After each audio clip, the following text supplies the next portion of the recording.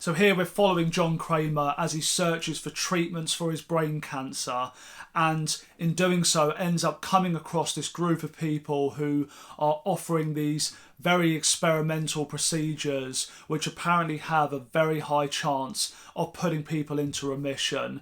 And after discovering that these are a big group of con artists who have set up this fraudulent scheme, he decides to put these people through his games. Hi, welcome back to my channel and my review for Saw X. So I'm quite late doing this review. I actually ended up missing this whilst it was in cinemas. I think life just really got ahead of me in October, and one of the nights that I had a chance to go out and see something, I decided to watch Exorcist Believer instead, which, yeah, that was a mistake because that film was terrible. And if I'm being honest though, I did watch the Saw X trailer when it dropped, and I thought it looked so generic, to be honest. It literally looked like just one of the Saw sequel trailers. It could have literally been for any of those films. And the fact as well that the director was one of the guys that did Saw either 4 or 5, I believe. The fact that he was coming back to do it, I just thought, I know exactly what I'm going to be getting with this movie, and I really had no sort of desire or urge to rush out and see it. But, you know, I've heard a lot of praise about this film since I am a big fan of the original. I do really quite enjoy that film, and I have for the most part enjoyed the sequels. You know, I don't really revisit them that much these days, but growing up I did have a lot of fun with the Saw sequels, and they are decent. You know, they're fun horror movies. They are quite good. So I thought I would finally give Saw X a go, and to be fair, this is pretty good. It's actually pretty decent. Do you know what? For me, this is actually the best one we have had since the original, I would say. And I feel like it has taken more chances and does do something a little bit different to what a lot of those sequels have ended up doing. It's almost like it's taken the best parts of all of those movies and made them better and fixed all the little things about them that I thought weren't quite right. So it's very much still a Saw movie. It's not going to blow you away. You know, some people are giving this 5-star reviews. Like, come on, it's not that good. But I do think if you're looking at, you know, the template for what a Saw movie should be, I think this is going to tick a lot of boxes. So if you haven't seen this yet and you are feeling the same kind of hesitation about watching it that I was, I would definitely recommend still seeing this one. I actually really enjoyed, especially the first half of this movie, when you're following the story from the perspective of John Kramer. It's quite like a slow build. It's kind of taking you through his journey of showing you that this character is quite vulnerable at this point and he's desperately in search for a cure or some kind of treatment for his cancer, because it makes it clear that he's really struggling with the idea of living without hope. You know, at this point, because he's got brain cancer, it's also terminal. He has been given a date, as far as we know, that he's going to die. So he is struggling to come to terms with that reality. So he's really going to any extent he can to find a way to get through this. And that's what leads him into this whole crazy situation that he finds himself in with this experimental procedure.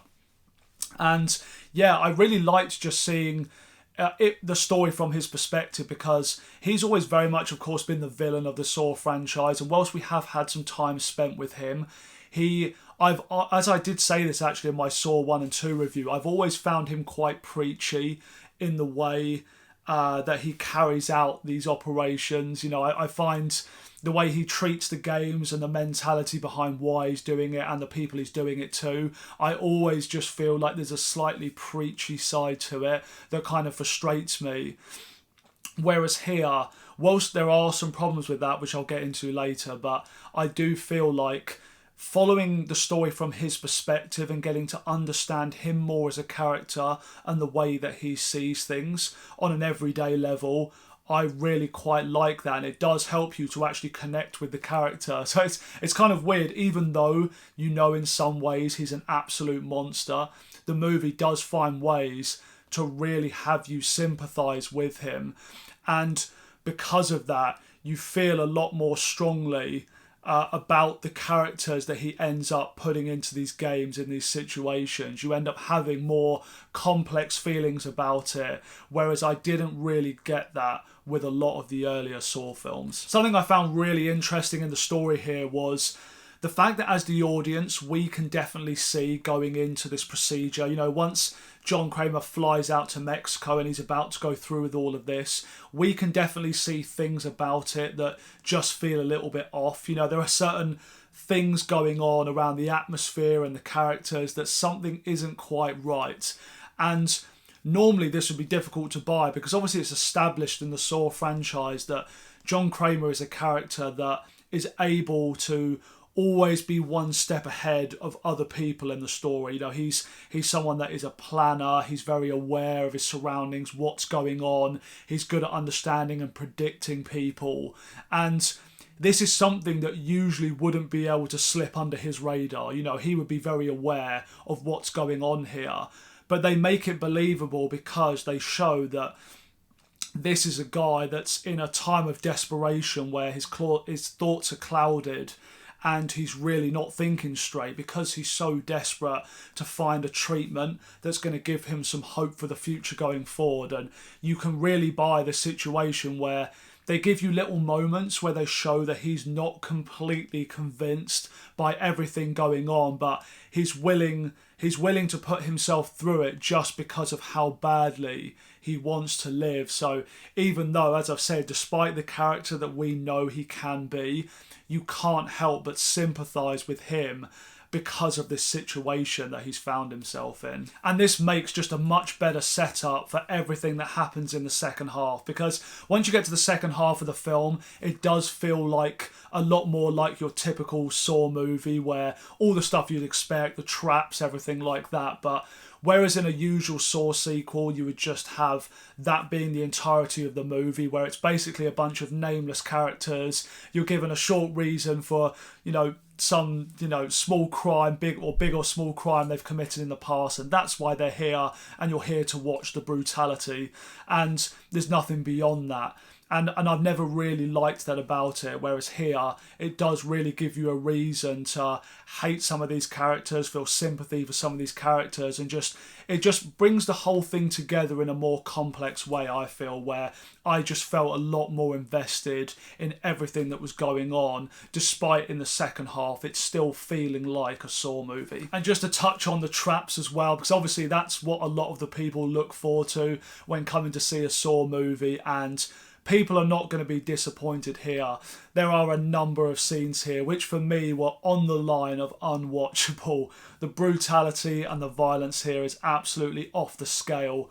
And, last year everybody talked about Terrifier 2 as being sort of one of the most shocking, violent films ever. And I saw that film recently, and in my opinion, there was nothing in that came anywhere close to a couple of the scenes that we get here in Saw X. Some stuff really hard to watch, and I think it's because, and there's this credit to the film, that the effects work, all of the practical gore effects and the actors that are involved in these situations and the whole look and setup of it, it just feels incredibly real to me, very convincing, very real. And I think that's what makes it so much harder to watch than sort of the over-the-top movies that start to get that kind of comical feel about it. This is a really brutal movie and done very convincingly. So the people that like that side of Saw movies, you aren't going to be disappointed with this one. So getting into some of the things that I am a bit more mixed about here, like I said in my Saw 1 and 2 review, I do struggle with Jigsaw's sort of overly preachiness that he has, discussing crime, punishment and justice and all of these various things. And I still get that same thing here, even though we do get more time to understand the reason why these people have found themselves in this situation. And, we learn early on each of their levels of involvement in orchestrating this scam scheme. I start to feel that the traps they were given were not fitted to the person it should be. And that is troubling for me, because especially at the start when you get into characters like Valentina, where, okay, you get the sense that she is a bit of a wrong and that she does you know, she's willing to screw people over for money. She's been part of this scheme, giving hope to people and kind of just stealing, you know, vulnerable people's money. It is awful. But when you see how horrendous the trap she's put into, and that she, I mean, you know, Jigsaw talks about will to live. I mean, my God, this girl does show will to live, and what she has to go through and how much effort she puts into this situation, I can't help but start rooting for her. And I don't know if that's really intentional. I don't know whether we're meant to sort of feel like John Kramer is justified in what he's doing to characters like this here, because you end up just feeling really sorry for her. And that's where I have this trouble with Jigsaw. And I think, to be fair, the movie is kind of being self-aware about that.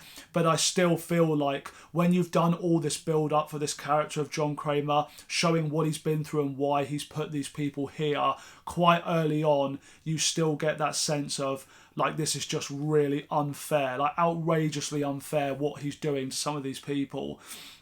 When on the contrary, you have characters like Cecilia, who is an absolute monster, and her trap is just not fitting for who she is. And I will actually get into that at the end, and I'll give a spoiler warning for that, because I do want to talk about that in this review. I feel a bit mean by saying this, but I have to also bring up the character of Amanda. Of course, we knew she was going to be in this film, because obviously she's in the trailer, but if you know the timeline of Jigsaw, she, of course, is working as his apprentice in the first couple of movies in the same, like, sort of timeline that this was set. And, you know, they obviously wanted to bring back the original actress here, and I appreciate that, but you can't get around the fact that back then she played this, you know, quite hardened 30-year-old punk rock girl, and, you know, now she's in her mid-50s, and even with all the outfits and the crazy haircuts she has here, you just can't get around that fact. And it is quite awkward in some of the scenes. Like, I do feel like from the way she acts and talks to me, when you see her up close and you can tell she's a lot older, it feels really unnatural, to the point where I actually started to find it almost a little bit distracting. It's not that she's a bad actress, you know, I do like Shawnee Smith, and she is really good in those first couple of Saw movies, but you can tell they're really trying to cover up the fact that she's so much older here. But it's so jarring when you see her that I couldn't stop thinking about it in the scenes. It was like my focus started to go to the fact that, wow, they're really trying to make it seem like this is still the same Amanda that was back then, and it doesn't really work. I think if you're picking holes here as well, there are definitely certain things that definitely do feel contrived. I mean, let's be honest, like, the word contrived is synonymous with the Saw franchise. Like, when you start to really think about how he would have set a lot of these things up, and the amount of things that would have to have been fall into place just the way he predicted it. If you start to really overthink those things, you realise how ridiculous a lot of the plot here really is, and a lot of the actual things that happen. So I still think, like the other Saw movies, they haven't found a way for these events to play out naturally without having that real sense of contrivance about them. So I think it's a movie that if you're willing to suspend disbelief, this won't be a problem for you. But if you start to really think about, like, what were the odds of this happening at this time this way, you start to realise, just like with the other Saw movies, how ridiculous a lot of this really is. So the last thing I want to talk about here is to do with some of the final scenes and moments of the film. So I do want to get into spoilers here. So if you really don't want anything ruined, please do come back after you've seen the movie. But when you get into this character with Cecilia, and what turns out to be her boyfriend, who of course is in on this whole scheme, and you think at this point that they've got the one up on Jigsaw, they've put him in one of his own traps, and, you know, if you've seen any Saw movie at this point, you know the twist is coming. It is kind of predictable at this point, but it turns out that he actually predicted that they were going to do this, turns it back on them, and puts him back into one of his other traps. And I like the way they did this. You know, it is a cool moment, you know, where you get the music, you know, the classic kind of Saw ending twist theme music.